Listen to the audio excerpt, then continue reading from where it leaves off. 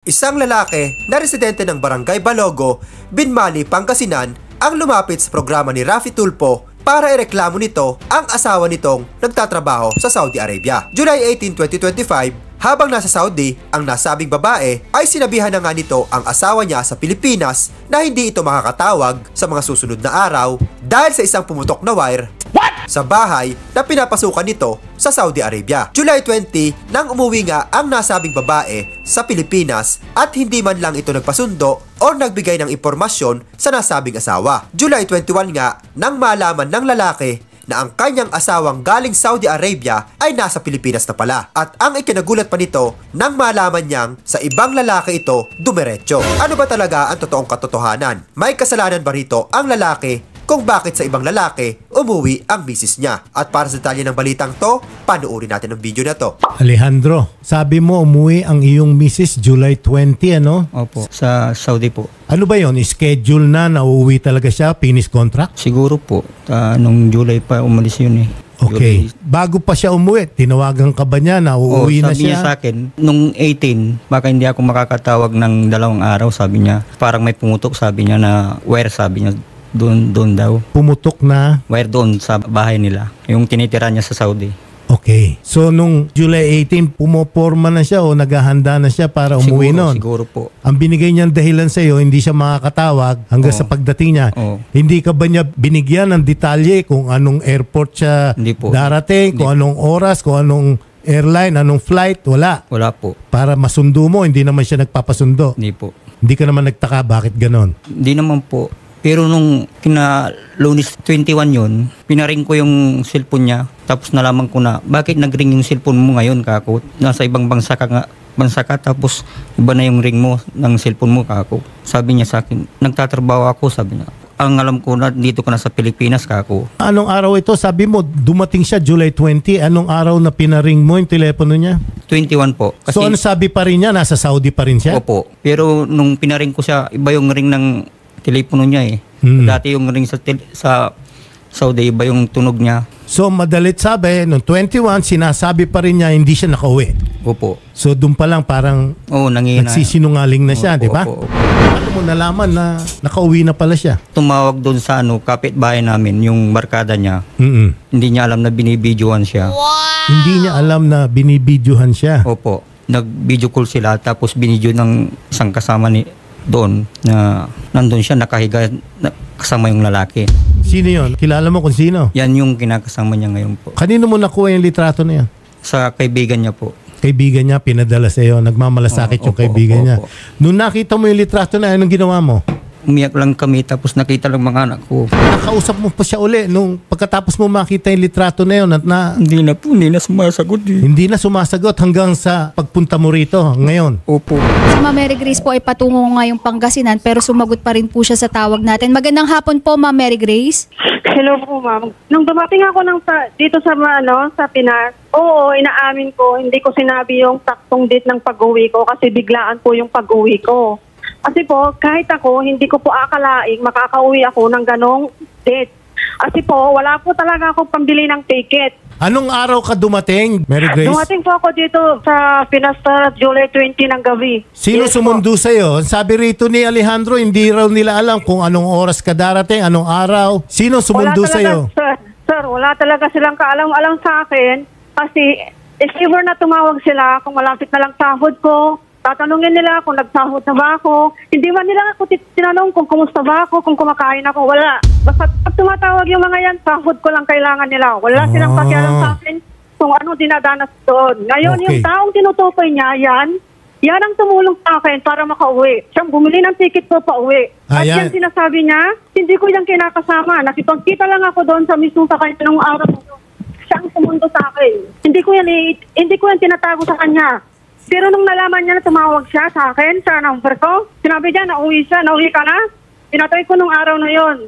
Pero nung araw na yon, kinausap ko pa yan. Huwag niyang sasabihin na hindi ko siya tinawagan, ever ko siyang tinawagan nung nauwi na ako dito. Oh, sige. Sinabi ko sa kanya, uuwi ako ng Pangasinan, mag-uusap tayo. Kung gusto mong magayos tayo, punta tayo ng barangay, doon tayo magayos. Saan ka nagtuloy nung pagdating mo? Sumama ka ba doon? Anong pangalan nung lalaki sa litrato, yung nakahubad? Si Richard, sir, sumama ako doon, sir. Sumama ako sa kanya, sir. Siyang sumundo sa akin. Siya rin bumili ng ticket ko pa uwi. Binigyan niya akong pera pa uwi. Anong konsiderasyon nung pagbili niya ng ticket sa iyo? Meron ba kayong relasyon? Nakilala ko lang kasi siya sa social media. Nung time na yon. Tapos nagkaroon na kayo ng parang, ayan. Nag-stay po ako sa kanila ng 2 araw. So hindi mo po, naman sir. tinatanggi na may relasyon kayo? Hindi ko naman tinatago yan, sir. Nag-stay talaga ako sa kanya 2 araw, sir. Pero hindi ko siya kinakasama kasi ayaw ko na pong yung bang sakit ng ulo, sir. Yung asawa kong yun, sakit sa ulo ko. Maghanap pa ako sakit ulo. Teka, may anak ba kayo, Alejandro? Meron po, 3 po. 3 po anak namin, sir. Malalaki na. Priority ko ngayon, sa ngayon, anak ko lang. Pero yung sa kanya, wala na akong pakialam. Hindi na rin kami babalik sa dati niyan. Kung sa anak ko, sir, anak ko. Lahat ng sahod ko, almost 2 years. Ni piso, wala akong tinira. Lahat pinadala ko sa kanila. Kamusta naman ang kalagayan mo doon sa kay Richard ngayon? Wala na ako doon, sir. Wala na? Oo, sir. Matapos kang bilihan ng ticket, kauli-ulian lang ninyo yung nakulang kayong litrato na nakahubad pa siya. Yes, sir. Yes, sir. Yan lang. Oh, yun lang. Yun lang ang kabayaran nung pagbili niya ng ticket sa'yo. Yes, sir. So wala na kayo ngayong relasyon? Wala na, sir. Sir Alejandro, yan, narinig mo. Inamin naman ni ma'am na binili siya ng Inaamin ticket ko, sir. at marami siyang Hindi ko yung reklamo tinatago. laban sa iyo. Anong reklamong sinasabi mo? Wala akong namang ginawa sa'yo. Ikaw na una. Wala akong ginawa sa'yo. Wala akong ginawa sa'yo. Isa pa lang anak natin, lola ko. Wala Lola akong ko, ginawa nanay sa'yo. Luway. Halos magdara pa Ay, ako nako. doon sa pag-aaral sa Ay, mga nako. anak natin. Ay, nako. Kaya ako nakagawa ng mali. Nakagawa ko ng mali sa barangay natin ng dahil sa'yo kasi patugan ka. Palainom ka. Noon ginawa ko ang lahat. Wala kang Di ba? trabaho. Sabi ko noon? Hanggang pinag-aral ko yung mga anak natin. Uy, Mga wag utang ako. mo, mga asa, mga card. Ay, nako. Akong Wag ako. nagbayad. Wag ako. Wala kang kahit kahit doon sa bahay paimbestiga natin. mo wala doon sa kang pera Balogo. doon. Ay, nako. Bistigan mong Balogo, marami kang utang. Akong nagbayad. Ma'am Mary Grace, actually po kaya nagpunta rin dito sa aming tanggapan itong si Sir Alejandro ay nais po niyang makipag-ayos sa'yo para po yung mga bata is lalaking mayroon pong mother at mayroon pong father, buo ang pamilya. Oh, Ma'am. ma. Please Ma'am, lang, ma. sir. Balik ka na sa amin para mabuo yung pamilya natin. Pakinggan niyo po ako. Hindi po ako lalayo sa mga anak ko. Mananatili po ako sa bahay ng mama at papa ko, mga kapatid ko. Yung obligasyon ko sa mga anak ko, alam ko. Kasi nagpaaral ako, pinakalis ko mga anak ko. Dalawang taon lang yun. 2 taon lang. Nagparal ka lang ng 2 taon. Susumbat mo pa yan. Diba gusto mo? Susumbat mo pa yan. Diba gusto mo ayusin ko? Hindi ko tatalikuran yung mga anak ko. Paano mo hindi tatalikuran? Tinalikuran mo na nga sila. Tumatawag sila, ayaw mo silang sagutin. Ay, nakakausap ko sila. Ikaw lang Hindi mo sila kinakausap. Ay, nakausap ko Binababaan mo sila ng telepono. Huwag kang gumawa ng istorya. Babaliktarin mong istorya. Sinungaling ka talaga eh. Ikaw sinungaling. Kahit tawagin mo si nanay. Nandun si Mukong kahapon. Kausap ko. Kahit Nalaga niya isang kausap mo si beses, nanay. Alam niyang kaano mo. Ay, Huwag ako.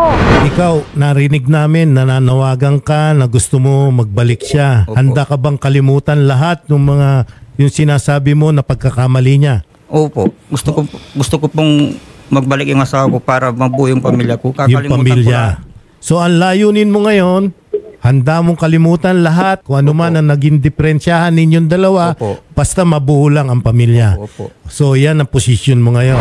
Mary Grace, nandito ngayon yung anak mo, si Mark. Po. Ma, di na ba kayo uuwi dito? Okay. Ma, di na ba kayo uuwi? Nako. Ang kulit nyo. Sinabi ng pauwi na ako dyan, di ba? Pauwi? Oo, pauwi na ako. Magtanong ka doon kay nanay. Tanongin mo si nanay. Sabi ni nanay, hindi ka daw uuwi. Pauwi ako. Kailan ka uwi, Grace, para maliwanagan naman si Mark? Pauwi ako nga, sir. Pauwi ako ngayon. Nasa biyahe nga ako ngayon Okay, handa ka namang kausapin si Alejandro. Base dun sa pakiusap ni Alejandro rito sa amin sa programa na kung pwede magbalik ka na raw sa kanila para sa pamilya ninyo. Yun ang pakiusap niya ngayon. Hindi ko po may papangako sa asawa ko, sir, na babalik kami sa dati. Pero sa mga obligasyon ko sa anak ko, gagawin ko po lahat para sa mga anak ko. Sige, ganito na lang siguro hingi tayo ng tulong sa barangay para sila ang mamagitan. Kasi mahirap Yes, sir, naman. doon na lang. Mahirap Doon naman, na lang Grace. sa barangay, sir. Mag-usap kami doon sa barangay. Yun na Sinabi nga. ko na yan sa kanya. Mag-usap kami sa barangay Ganun na lang ano. Kasi alam mo, mahirap naman kung walang mamamagitan sa inyo. Humingi muna tayo ng tulong kay Chairman Urbano de Los Angeles ano. Para naman siya mamagitan. Kasi sabi mo, pauwi ka na. Siguro mga bukas, pwede na kayo mag-usap. Tatanungin lang natin kung available si Chairman. Bukas na sir, doon kami mag-usap sa barangay. Okay. Chairman Urbano de Los Angeles, Barangay Balogo, Binmali, Pangasinan. Siguro naman nasusubaybayan mo na yung pag-uusap namin dito. Ang gusto sana namin muna mangyari is pagharapin sa inyo si Alejandro at yung mga anak niya kasama na si Mary Grace Peronce. Yes po sir. Yes Opo. po, sir. Kailan po kaya kayo available, Chairman? Bukas po sir, pwede po kami sir. Opo, kasi pauwi na po si Mary Grace dyan sa inyo. Iaayos na po namin ngayon. Kakausapin na po namin siya para magharap po kayo sa barangay bukas. Ano po magandang oras po? Hapon na po. Kung ano pong available po nila sir, pwede naman po ako ng umaga. Okay, salamat sa availability nyo, Chairman. Ayan, Rio, ayusin natin na kung pagharap sila, no? Yes po. Tulungan na natin makabalik si Sir Alejandro sa Bimale. Ngayon din, Sir, bumalik ka na ron. Antayin mo na si Mary Grace, ano? At sasamahan din po kayo ng aming reporter para po masubaybayan kung ano itong mapag-uusapan ninyo Paano kung dito sa barangay. Kwan sir ay, ang usapan sa barangay, sabi ng asawa ko, magkikipaghiwalay na ay. Yun nga ang pag-uusapan ninyo. Either maareglo kayo or magdesisyon na siya na ayaw na talaga magkahiwalay. Meron pang remedyo dyan, legal na remedyo. Di ba? Kaya lang, kailangan maayos ang pag-uusap ninyo. Kung maghihiwalay kayo, it's either unang-una, separation in fact, yung tinatawag natin. Wala munang annulment. Basta, separation lang. Hindi kayo magsasama muna. Pero ang mga maraming legal complication kasi si Ma'am umamin na nakikiapid. Opo. O depende sa iyo kung gusto mo mag-file ng kaso, pwede ka mag-file ng kaso. Mga ganon. Pero idaan muna natin kay Chairman para maganda usapan. Merong namamagitan sa inyo. Mark, bukas sumama ka, 3 kayo, no? Sumama ka sa father ninyo, punta kayo kay Chairman bukas. Doon makakaharap nyo ang iyong nanay at mag-usap-usap kayo ron. Gusto ko sana buo kayo para maayos natin ito. Mary Grace, ganun din sana, no? Bukas, tumupad ka sa usapan, haharapin kayo ni Chairman Urbano de Los Angeles para po pag-usapan po ninyo. Ano po? Yes sir. Yes sir. Okay. Ayun. Rio? Opo, pero paalala lang din po, Ma'am Mary Grace, na hindi ganun kadali tumalikod sa isang commitment, lalo na po nakasal kayo ni Sir Alejandro. Pero gaya nga po ng sabi ni Atty. Dan, opo, sasamahan po namin kayo dito sa tanggapan po ni Chairman de Los Angeles sa Barangay Balogo. Ayan, Sir, sasamahan po kayo ng aming reporter. Schedule po natin yan. Kung bukas na po agad, papasamahan po namin kayo para mapag-usapan na itong problema ninyo ni Ma'am Mary Grace. Maraming salamat po sa tiwalang binigay nyo kay Idol Rafi.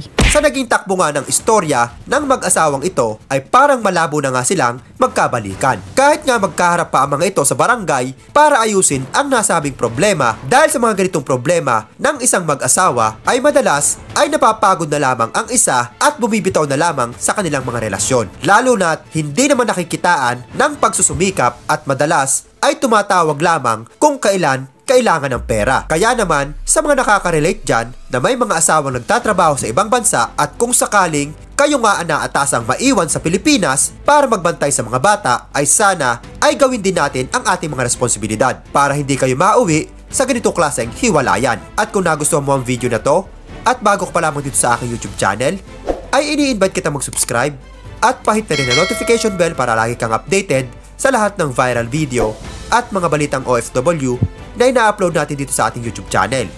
Maraming salamat sa iyong panonood.